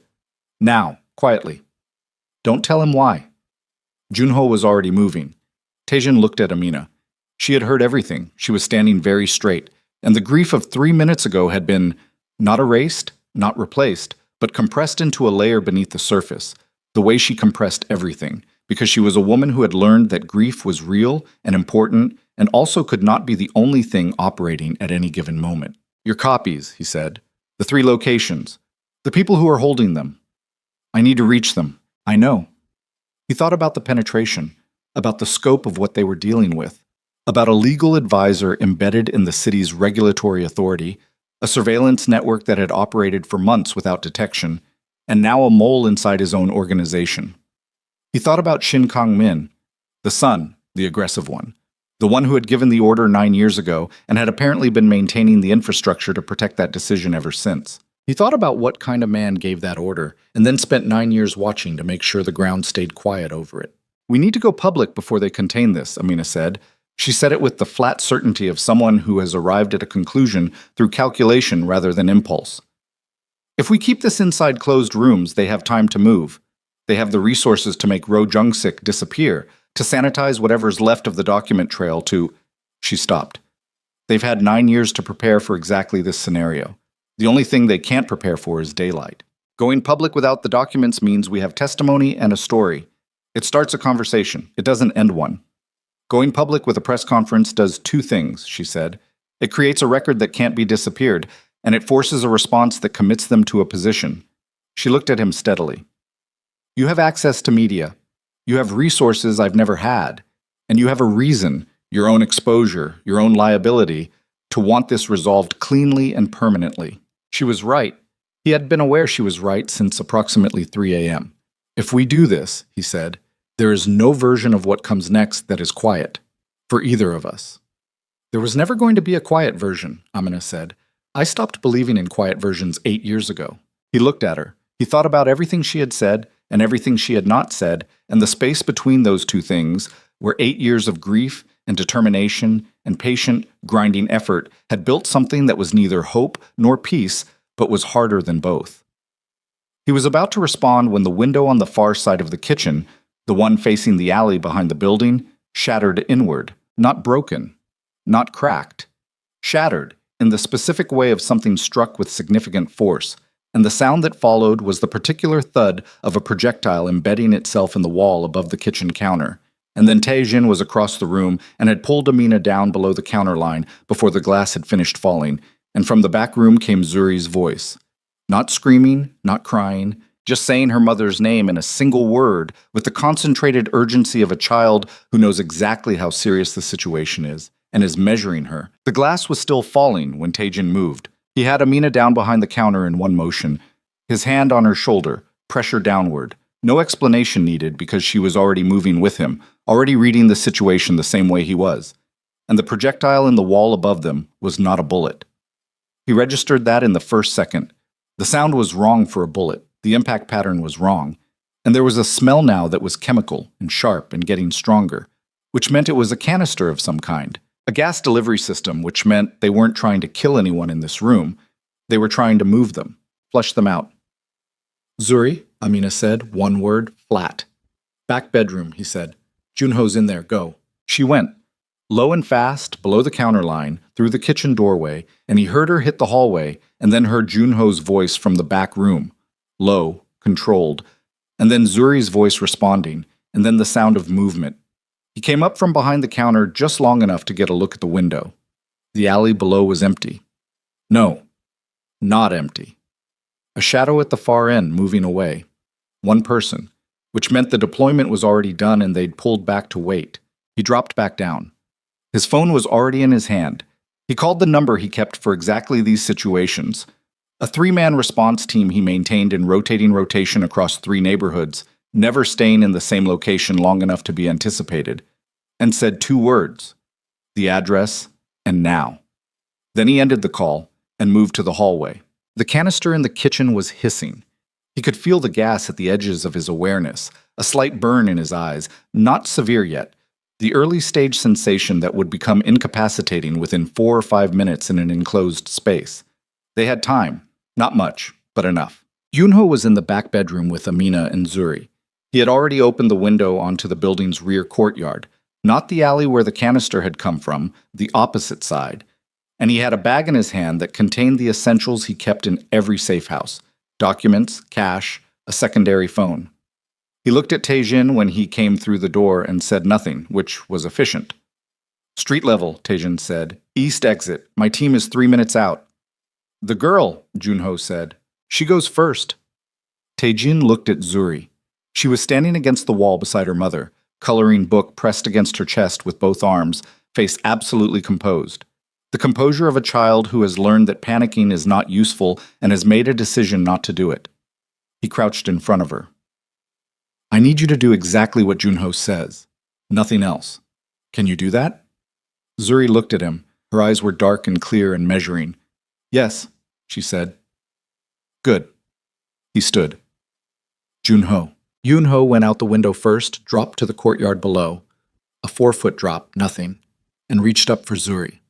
Amina lowered her by the wrists, and Junho caught her and set her on the ground. Then Amina went over the sill, and Tae-jin came last, pulling the window shut behind him out of ingrained habit. The courtyard connected to a maintenance corridor that ran behind the row of buildings and emptied onto a side street 2 blocks east of the main address. They moved through it at a pace that was fast without being run. Running attracted attention in a way that purposeful walking didn't, and Junho understood this as well as Tae-jin did. Amina kept pace. Zuri kept pace, her hand in her mother's, her coloring book still clutched to her chest. The response team arrived in 2 vehicles. 3 men, no conversation, exactly as contracted. They moved to the cars with the smooth impersonality of a transaction conducted many times before. Tae-jin stopped at the car door. He looked at Junho. The mole, the document recovery contact. Picked up 40 minutes ago, Junho said. Before we lost comms. He's being held at the Seongdong location. And Ro Jung-sik? Still driving, last I knew. His signal dropped 20 minutes ago. Taejin processed that. Ro Jung-sik's signal dropping could mean a dead phone battery or a discarded phone or something significantly worse. Any of the three was possible. He made the calculation and set it aside. He could not operate on uncertainty, only on what was actionable. "We move," he said. The Seongdong location was a 3-story commercial building in an industrial block that appeared on its registered documents as a freight consolidation company. The ground floor was exactly that, a functioning freight operation, staffed by people who worked legitimate jobs and asked no questions about what happened in the upper floors. It was one of 6 locations Taejin maintained across the city, each one selected for the same set of criteria: commercial cover, multiple exits, no residential neighbors close enough to matter. They arrived at 2:15 p.m. The city outside was operating at its usual Thursday afternoon velocity. Delivery trucks, pedestrians, the ambient noise of commerce. And inside the building, it was quiet in a way that had a specific texture, the quality of silence that exists in spaces where things are contained. The document recovery contact was a man named Hwang, 42 years old, mid-level position in Taejin's logistics network, installed 6 months ago through the Busan referral chain. Junho had him in a room on the 2nd floor. A plain space, 2 chairs, a table, a single overhead light. And when Taejin came in, Hwang was sitting in one of the chairs with the posture of someone who has been managing fear for long enough that it's starting to leak through the management. Taejin sat across from him. He didn't say anything immediately. He looked at Hwang the way he looked at the security footage, methodically, looking for the thing that didn't belong. And Hwang looked back with the specific expression of a man who knows he's been found out and is rapidly recalculating how to respond to that fact. "Ro Jung-sik," Taejin said. "Who did you call?" Hwang said nothing. "The men at the off-site location arrived within 3 hours of my meeting with Ro. The only people who knew about the meeting were in that apartment. You made 2 calls after I returned." He put his hands on the table. "I'm not asking whether you made the call. I'm asking who you made it to." Hwang's jaw worked. He was deciding. Taejin could see the decision process running across his face with the transparency of a man who was not trained for this kind of interrogation, who had been an intelligence asset rather than an operational one, and had apparently not been prepared for the scenario of being caught before the operation concluded. He stopped. "I want guarantees." "You want guarantees," Taejin said. "If I say anything..." "The people you're protecting don't give guarantees," Taejin said quietly. "They give instructions. And when the instructions are no longer useful, they clean up. You've seen what cleaning up looks like. There are 4 sets of remains in the foundation of Eclipse Tower, and at least one of them was a 31-year-old man who was cleaned up because he was inconvenient." He paused. "You are currently inconvenient." The blood left Hwang's face. "The name," Taejin said. "Who did you call?" Hwang told him. It was not Shin Kang-min. That was the first thing Taejin registered. The name Hwang gave was not the son, not the operational head of the Shin family enterprise, but a man named Oh Seung-ho, who Taejin knew as a security consultant with a government contracting history and a reputation for handling matters that required physical rather than legal solutions. Oh Seung-ho was not in the Shin family's public corporate structure. He was adjacent, independent, the kind of arrangement that allowed the family to maintain distance from its own operational decisions, which meant Shin Kang-min had been notified and had made a phone call, and that phone call had reached Oh Seung-ho, and Oh Seung-ho had deployed the canister in the kitchen window. "Where is Oh Seung-ho now?" Taejin asked. Hwang shook his head. "I don't know how he operates. I just have a contact number." "Who gave you the contact number?" "The referral. In Busan." Hwang's voice was losing its texture, going flat with the specific exhaustion of a man who is giving up something he's been holding tightly for a long time. "I was approached a year ago, before the Busan referral, before your network. They knew I was going to apply. They prepared me. A year." The preparation had started a year ago. Taejin sat with that for a moment, thinking about the scale of patience required for that kind of operation, placing an asset a year in advance, letting him establish himself, letting him become trusted enough to be included in exactly the kind of sensitive operation that would eventually need to be monitored.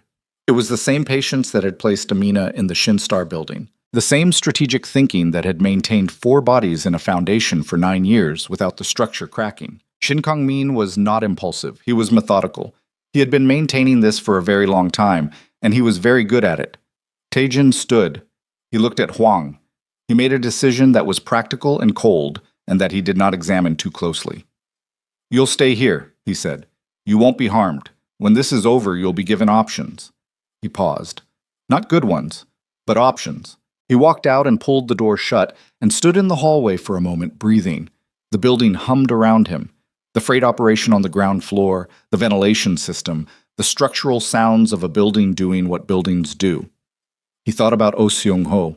He thought about the canister in the kitchen. He thought about what the next move was in an operation being run by someone with Shin Kang-min's resources and Shin Kang-min's patience and the specific motivation of a man who had ordered 4 murders 9 years ago and had been protecting that decision ever since. Yoon-ho was in the hallway. He had the look he got when he had information that required immediate delivery. "Ro Jung-sik," he said. Taejin looked at him. "He's alive. He surfaced 40 minutes ago. He ditched his phone and made contact through a law school colleague. He's in Incheon." Junho paused. "And he has the documents." "What?" "Not the off-site location. They got to that. But Ro kept a second set. He didn't tell anyone. He kept them at a different location, and he accessed them this morning before he went to the club to meet you." Junho's expression had the quality of something he'd spent the last hour verifying before he was willing to say out loud. "He has the original authorization documents for the Eclipse Tower Foundation poor. Chain of decision-making, signatures. He has the communication records that establish who gave the order. Bosiki Mishaki Mishiishman Najiska." Taejin stood very still. "He's willing to testify," Junho said. "He wants immunity arrangements. He wants—" "He'll get what he gets," Taejin said. "Get him here, tonight." Well, Amina was with Zuri in the room on the 3rd floor that Taejin had set up as a temporary residential space. 2 cots, basic supplies, the kind of functional spareness that communicated safety without comfort. Zuri was asleep.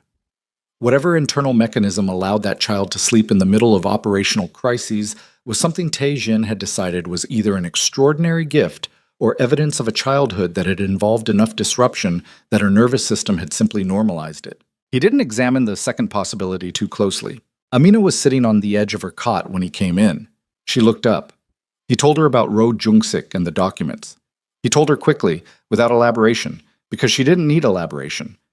She processed information faster than most people he'd worked with, absorbed it, and integrated it, and moved to the next question while others were still catching up with the first.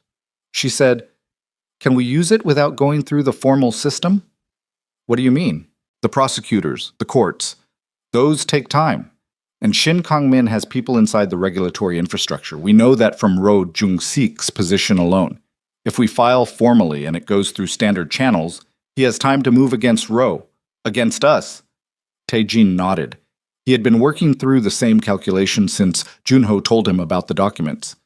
"Which is why I don't think we go through the formal system first." She looked at him. "We go public," he said. "Press conference. Everything on the table, the documents, the testimony, the foundation, the remains. All of it, simultaneously in front of cameras."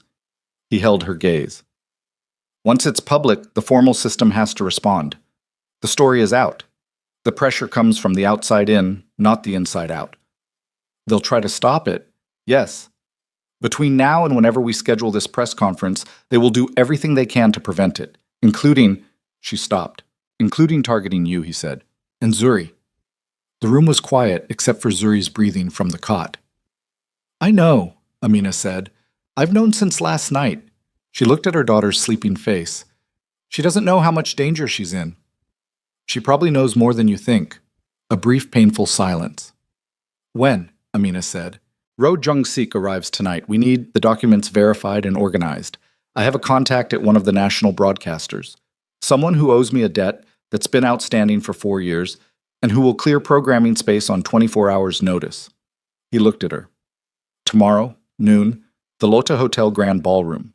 I have enough relationships there to secure the space without the booking going through channels that can be monitored." 24 hours, she said. "Yes." She looked at him for a long moment. He looked back.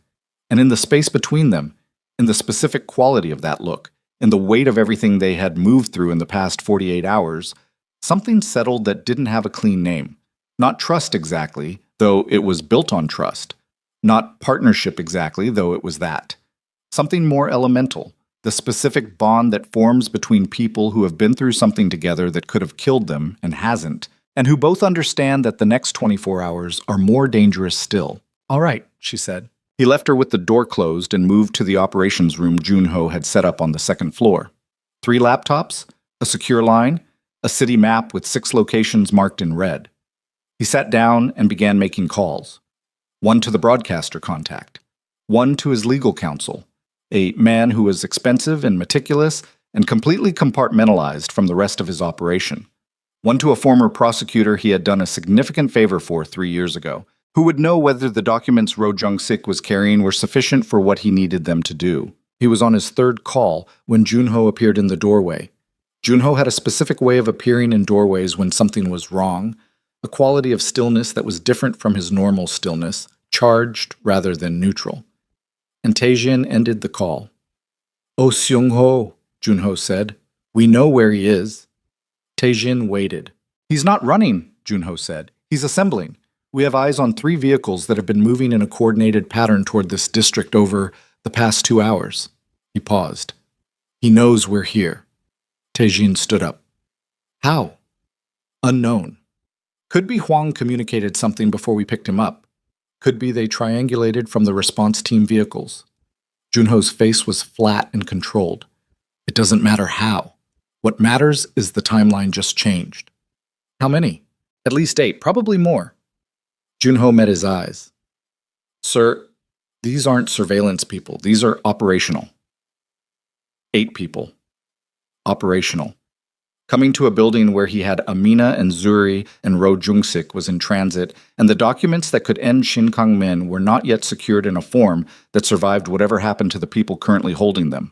He thought very fast. He thought about the press conference, 24 hours away, still theoretical, still contingent on everything going right in the next 24 hours. He thought about Shin Kang-min sitting somewhere in this city in the specific comfort of a man who has made his decision and dispatched his people and is waiting for the result. He thought about 9 years. He thought about a foundation and 4 sets of remains and a death certificate issued by a private clinic and a woman who had spent 8 years in a foreign country because she refused to let the official version be the final one. He thought about what he was willing to sacrifice. "Call everyone we have," he said. "Everyone available in Seoul tonight. I don't care what it costs." He looked at Junho. "And get the documents out of this building. Ro Jung-sik. Reroute him. New location. He doesn't come here. The documents don't come here." "Where do they go?" "The broadcaster," Tae-jin said. "Send them directly to the broadcaster. If something happens to us tonight, the story still exists. It still goes out." He paused. "The truth doesn't need me alive to survive. I want to make sure of that before anything else." Junho nodded once. He was already moving. Tae-jin went back to the 3rd floor. He opened the door. Amina was standing at the small window looking at the street below, and she turned when he came in. She read his face in approximately 1 second. "They're coming," she said. "Yes." She looked at Zuri, still sleeping. The coloring book on the cot beside her, open to a half-finished butterfly. Orange wings, careful strokes, the same patient attention to color that she'd brought to the work in a corporate hallway at 2 a.m. when none of this had started yet. Amina turned back to Tae-jin. "What do you need me to do?" And before he could answer, the ground floor alarm, the one Junho had installed in every safe house, wired to the external cameras, began its low, insistent pulse, and somewhere below them a door opened that shouldn't have opened, and the sound of boots on a freight floor moved with the specific purposeful rhythm of men who had already decided what they were there to do. And Tae-jin put his hand on the doorframe and looked at Amina across the sleeping form of her daughter, and said the only thing that was true and actionable in that moment. "Stay close. Don't stop moving.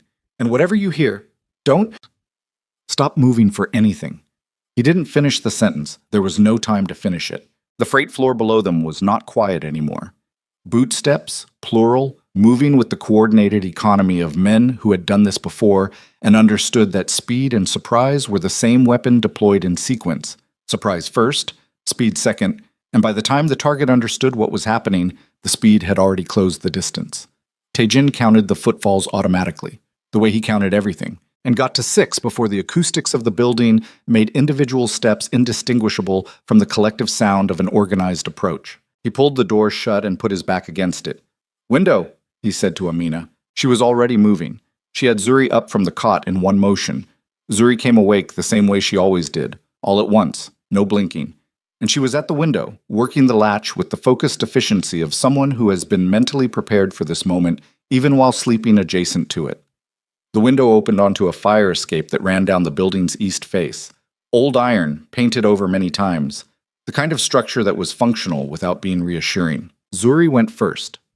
No hesitation, no asking. She simply swung her legs over the sill and went, coloring book left behind on the cot, because she was 7 years old and understood priorities. Amina followed. Taejin held the door for 3 seconds, feeling the pressure of movement on the other side of it. They were at the stairwell now. He could hear the door at the bottom of the stairs, and then he went over the sill and pulled the window down behind him. The fire escape shook when he hit it. Old iron, old bolts, the rivets at the wall brackets holding but communicating their objection. He went down fast, hand on the rail, watching Amina move Zuri down the rungs with practiced urgency. Below them the alley was empty. Junho had checked the east side before the alarm, it was clear. But empty alleys had a way of not staying empty, and the 3 vehicles Junho had flagged were converging from the west, which gave them a window that was real but narrowing. They hit the alley floor. Taejin's knees absorbed the drop and he was already scanning left, right, the mouth of the alley where it opened onto the side street, the shadows in the loading dock recesses, the geometry of exits. One vehicle at the far end of the alley, dark, engine running, and for half a second he had his hand on Amina's arm ready to redirect. And then the vehicle's window came down and it was Junho's face behind it. Junho, who had anticipated the fire escape and had repositioned without being told. They got in. The car moved before the doors were fully closed. Behind them, a figure appeared at the 3rd floor window, looking down. Taejin watched it through the rear window until the alley turned and it disappeared. Junho drove in silence for 4 minutes, putting distance and turns between them and the Seongdong building. Before he said, "Ro Jung-sik is at the broadcaster. Documents delivered. The legal contact has authenticated the chain of custody." Taejin breathed. In the seat beside him, Amina had Zuri pressed to her side, her arm around the child's shoulders, and Zuri was sitting upright and still with the quality of a person who is processing something very large internally and has chosen to do it without making it visible. "Oh Seung-ho's people," Taejin said. "How many got into the building?" 4 made entry before my backup team engaged the perimeter. 2 were detained. 2 exited. Junho glanced in the mirror. "Nobody killed. My team took injuries. Min Jae has a broken arm. One of the Incheon contractors took a hit to the ribs. They're being handled. Nobody killed." Taejin registered that with a specific kind of relief that was not clean. It was relief contaminated by the understanding that the absence of death tonight was luck and positioning and Junho's timing, not a statement about what Oh Seung-ho's people had been authorized to do. They had been sent to remove a problem. The problem had moved before they could close the perimeter. "Oh Seung-ho," Taejin said. "Gone. He wasn't inside. He never gets inside. He deploys and withdraws." Junho's voice carried the particular flatness of professional frustration. "He'll report back to Kangmin tonight. And Kangmin will know it didn't work." "Yes." Which means he's moving to the next option. Taejin thought about what the next option was. For a man who had maintained a secret for 9 years and had just watched his enforcement operation fail.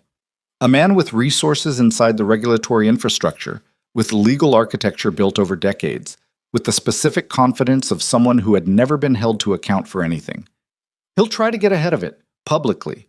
He'll put out a preemptive narrative. Whatever story positions him as a victim of criminal extortion, before we can position him as the perpetrator of what's in that foundation. Amina said from the back seat. "How long does he need to do that?" "Hours," Taejin said. "Maybe less." She was quiet for a moment. "Then we can't wait until noon tomorrow." He looked at her. She looked back at him with the expression she had when she'd already reached a conclusion and was giving him the space to reach it independently before she said it aloud. "Tonight," he said. "Whatever form it can take," she said. "Tonight, before he builds the wall." He looked at Junho. Junho said nothing, which was his way of saying the decision was Taejin's and he would execute whatever it was. Taejin looked out the window at Seoul moving past. The Han River on the left, the lights of Yeongdeungpo across the water, and somewhere in that skyline, the dark glass face of Eclipse Tower standing 42 stories above whatever was in its foundation. "Call the broadcaster," he said. "Tell them we're coming now." They broadcast at 11:47 p.m., not the grand ballroom, not the prepared stage with the podium and the arranged cameras and the controlled environment of a scheduled press conference. Instead, it was a studio conference room on the 6th floor of the broadcast building, a functional space, institutional furniture, the kind of room used for editorial meetings and budget discussions, with 2 cameras that the broadcaster's night editor had personally set up, and a live feed that went simultaneously to the channel's online platform and to 3 partner media organizations that Tae-jin's contact had spent 90 minutes calling while they were in transit. Ro Jung-sik sat at one end of the table. He had aged visibly since the dining club that morning, or perhaps he had always looked this way and the context was different now. The careful management of his appearance stripped back to reveal the man underneath it, who was older and smaller and more frightened than the version he maintained in professional spaces. He had the documents in a file folder in front of him, and his hands were folded on top of the folder, and he sat with the specific stillness of a man who has made an irreversible decision and is waiting for the consequences to begin. Amina sat in the center. She had changed into the blouse she'd been wearing the night before. She'd had it in Junho's emergency bag, and she sat straight, both hands flat on the table, looking directly at the camera with the expression of someone who has been preparing for this moment for 8 years and is not going to waste it by looking anywhere except directly at the thing that matters. Tae-jin sat beside her. He had not planned to be on camera. He had planned to be the infrastructure, the arrangements, the contacts, the resources, and let the testimony speak for itself. But Amina had looked at him in the elevator on the way up and said simply, "You need to be there. Your presence changes what this is." He had understood what she meant. His name carried weight in this city. His presence transformed the broadcast from the testimony of a grieving widow and a frightened lawyer into something that had the specific gravity of an organization publicly committing to accountability. It raised the stakes for everyone, including him. He sat beside her. He looked at the camera when the feed went live. For the next 2 hours and 17 minutes, they talked. Ro Jung-sik walked through the documents with the precision of a man who had spent 30 years in legal practice and understood exactly what each piece of paper meant and how to explain it to a camera. He named Shin Byung-hak and Shin Kang-min explicitly with documentation. He described the legal architecture he had built, the corporate structures, the permit management, the witness coordination, the management of the municipal inspection record. He described the phone call he had received from Shin Kang-min 9 years ago, in which Kang-min had told him, in language that was careful and indirect but unmistakable, that there was a structural issue with the Eclipse Tower Foundation and that the issue needed to be resolved administratively rather than physically. He described understanding what that meant and choosing to do it anyway, and he said this without excuse, not without explanation, but without the kind of self-exculpating architecture that guilt usually constructed around itself. He was precise and he was detailed, and he was, for the first time in 30 years, telling the truth without calculating the cost of it. Amina spoke for 40 minutes without stopping. She had 8 years of information stored with the organizational rigor of someone who had always understood that one day she would have an opportunity to use it, and she did not waste the opportunity. She described Kwesi's investigation. She described his last communications. She described the death certificate and the cremation authorization signed without her knowledge, and the 8 years of inquiry that had been ignored, deflected, and in at least one case actively sabotaged. She described bringing her daughter to work because she had no other option. She described learning that the company that employed her was owned by the family she had been investigating. She described all of it with the flat, precise cadence of a woman who has long since passed through grief and arrived at something harder and more durable. She did not cry. Not once. And the absence of tears was more devastating than tears would have been. It communicated the specific exhaustion of someone who had cried everything there was to cry in private and had nothing left for the public performance of it. Tae-jin spoke last. He described his organization. He described its nature directly and without euphemism. Not a confession, exactly, but an acknowledgement, a placing of his empire within the landscape of what Seoul's underground economy looked like. And within that landscape, an acknowledgement of the connections that had existed, historically, between his operations and the infrastructure that the Shin family had used to maintain their secrets. He was precise about what he had known and what he had not known, and where the line between those two things was honestly located. He was not precise about everything. There were things he would never put on camera. But what he said was true, and it was enough. He described the child with the crayons. He described seeing her on the security feed at 2 a.m, alone in a corporate hallway, coloring butterflies while her mother worked through pain in a building owned by the people who had murdered her father. He described that moment not as a turning point. He was too unsentimental for that framing, but as a moment of clarity, the kind that arrives not because something changed, but because something that had been assembling in the background for a long time finally became visible. He named Shin Kang-min. He named Oh Sung-ho. He named the regulatory official positioned inside the Seoul Metropolitan Development Authority. He put the names on camera and let them sit there. Shin Kang-min was arrested at his residence in Seongbuk-dong at 6:20 the following morning. Tae-jin knew because Junho told him, and Junho knew because the broadcaster's overnight desk had been monitoring the police scanner frequency since the feed went live, and the arrest was the first significant consequence in a sequence that was going to produce consequences for a very long time. Oh Seung-ho was detained at Incheon Airport at 7:45 at the boarding gate for a flight to Singapore, which established clearly that he had been in motion since the Seongdong operation and had been running rather than regrouping. The regulatory official, Roh Jung-sik's former colleague with the access to the Development Authority's databases, surrendered to prosecutors voluntarily at 9 a.m. through legal counsel, which meant he had spent the night watching the broadcast and calculating his options, and had arrived at the conclusion that surrender with cooperation was significantly better than the alternative. The excavation order for Eclipse Tower was filed by a Seoul District Court judge at 2 p.m., 14 hours after the broadcast ended. The building's residential and commercial tenants were notified of emergency structural assessment and given 48 hours to vacate. The notification was official and bureaucratic and used language that communicated nothing about what was actually being looked for. But the broadcast had been seen by enough people. By the morning, it had 17 million views across platforms, shared and reshared with the specific velocity of something that has struck a nerve in the particular way that truth strikes nerves, differently from outrage or entertainment, with a weight that people carry rather than simply react to. That the tenants knew. The city knew. The careful language of the notification was a formality that convinced no one. Tae-jin watched the news coverage from the secondary operations room in the broadcast building, where they had stayed the night. Amina was beside him.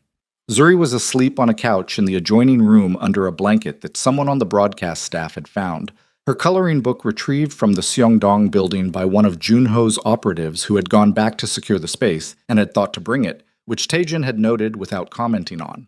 On the screen, a reporter stood in front of Eclipse Tower with the Dawn Seoul skyline behind her, and described in the careful language of journalism what the excavation order meant and what investigators expected to find. She used the word remains twice. She used the phrase potentially multiple victims once. She referenced Kwesi Mensah by name. Amina watched without expression. After a moment, she said, "He would have wanted to write the story himself." Tae-jin looked at her. "Kwesi," she said, "this is exactly the kind of story he would have spent 2 years on. He would have had sources I never found and documents I couldn't access, and he would have written it in a way that—" She stopped. "He was very good at what he did. People don't know that about him. They'll know his name now, but they won't know how good he was." "You could tell them," Tae-jin said. She looked at him. "You've been carrying his investigation for 8 years," he said. "You finished it. That's not a small thing to say about someone." She was quiet for a long time, looking at the screen. The reporter had moved to interviewing a legal analyst now, something about the chain of custody for the documents, and the ticker at the bottom of the screen cycled through the names. Shin Byung-hak, Shin Kang-min, the others, in the flat, factual way that news tickers delivered information that was actually enormous. "No," Amina said finally. "It's not a small thing."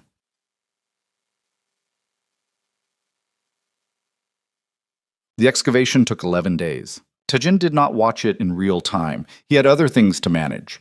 The legal proceedings, the restructuring of his own organization that had become necessary once he had put his name and his network's nature on camera, the careful and painful process of dismantling the parts of his empire that could not survive in the light and could not be legitimized through any restructuring he was willing to accept. It cost him money. It cost him relationships. It cost him the specific kind of power that came from operating without accountability. And that power, he understood this clearly, sitting in his legal counsel's office signing documents that ended things he had built over 15 years, was the only kind he had ever known how to hold. He sat with that for a long time.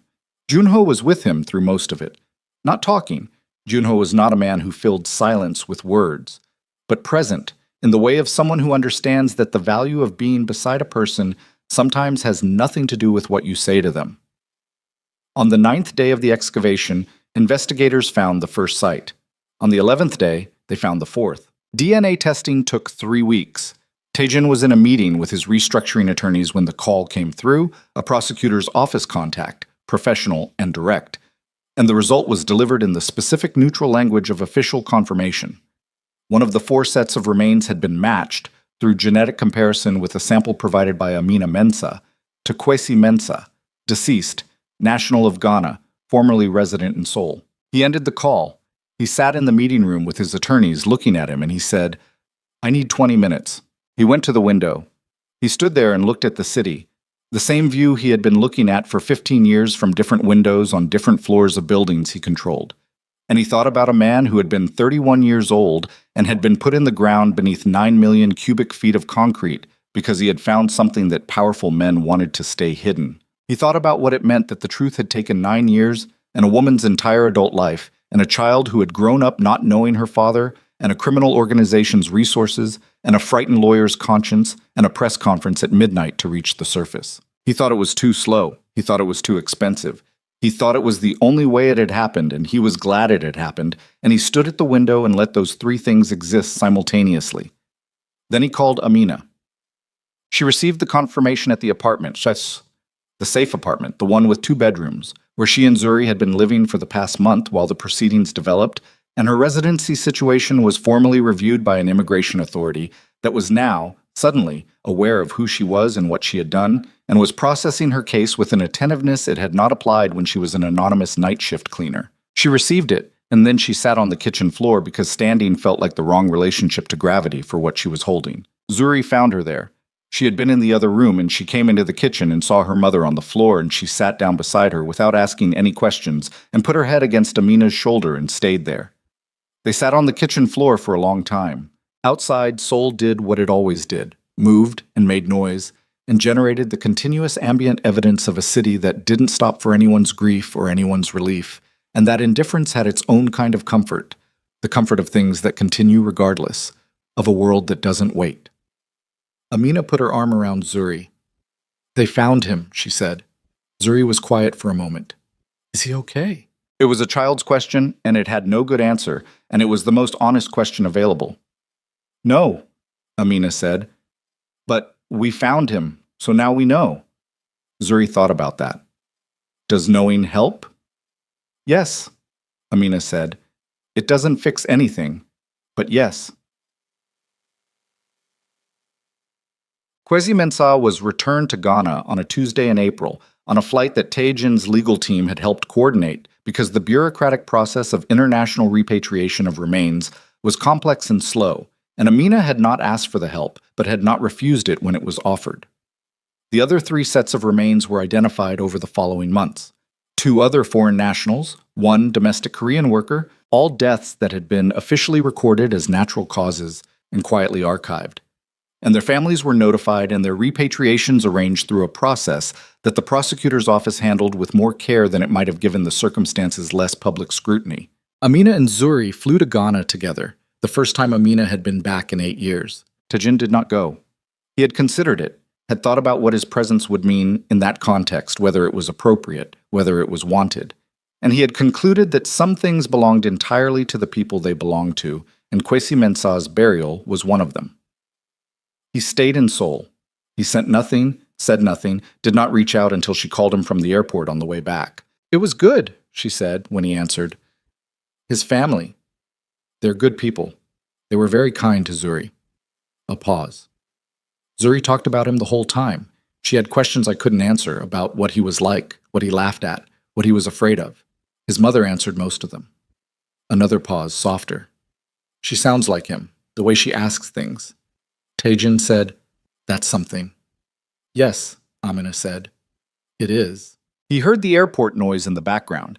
The particular acoustic quality of a large transit space, layered voices and announcements, and the rumble of luggage. He heard Zuri's voice at a distance, saying something he couldn't make out. She wants to know if the apartment still has the same couch, Amina said. It has the same couch. She was very specific about the couch. Tell her the couch is there. He heard Amina relay this.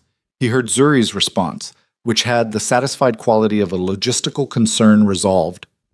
He sat in his office with the phone to his ear and the city outside the window and the specific, unfamiliar sensation of something that had been wound very tight for a very long time, beginning, slowly and unevenly, to release. In the months that followed, things changed in the way that things change after something large has moved. Not all at once, not cleanly, but in a series of small, irreversible shifts that accumulated into a different landscape. Shin Byung-hak died of a cardiac event 6 weeks into the trial proceedings. Genuinely, this time, confirmed without ambiguity by 3 independent medical assessments, as though the universe had decided to close that particular irony without commentary.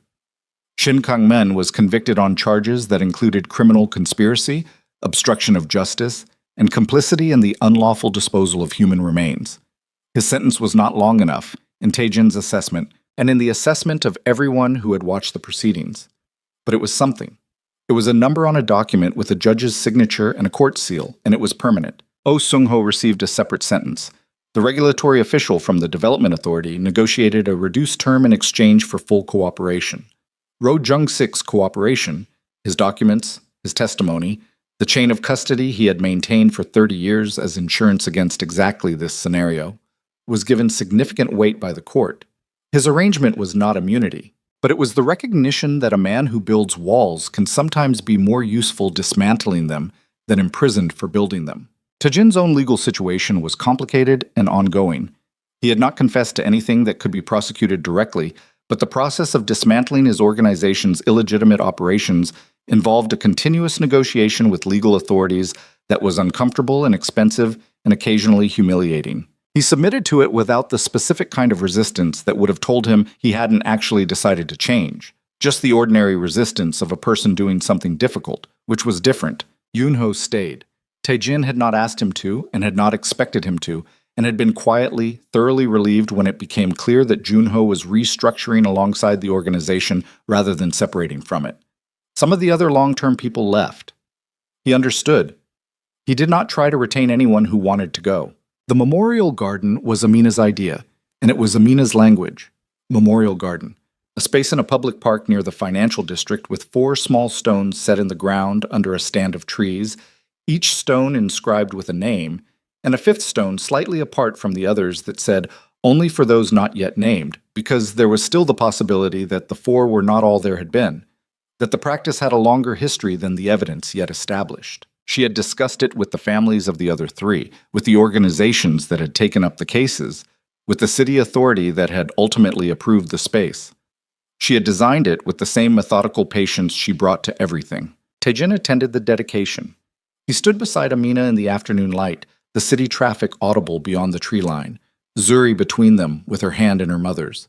He looked at the stone with Kwesi Mensah's name on it, and he thought about a man he had never met, who had been 31 years old and brave in a way that had cost him everything, whose work had finally been finished not by him, but by the people who loved him, and by the complicated infrastructure of consequence that love, when it is sufficiently determined, eventually builds. Zuri crouched down and put her hand flat on Kwesi's stone. She held it there for a moment. Then she stood and looked at Tae-jin with the measuring, clear-eyed look she had given him since the first time he'd crouched in front of her in a safe house and asked her to trust him. "Can we get food after this?" she said. Amina looked at her. "I'm hungry," Zuri said. "I've been standing for a long time." Tae-jin said, "What do you want?" Zuri considered this with the gravity she applied to all important questions. "Samgyeopsal," she said, "with the egg." He said, "All right." Amina caught his eye over Zuri's head. She didn't smile exactly. It was something more internal than a smile, something that moved across her face and then settled into the particular expression of a person who has carried something enormous for a very long time and has set it down, not because the weight is gone, but because they have finally, after all of it, found somewhere to put it. He looked back at her. The afternoon was cold and clear. The city went on beyond the trees, indifferent and continuous, doing what cities do.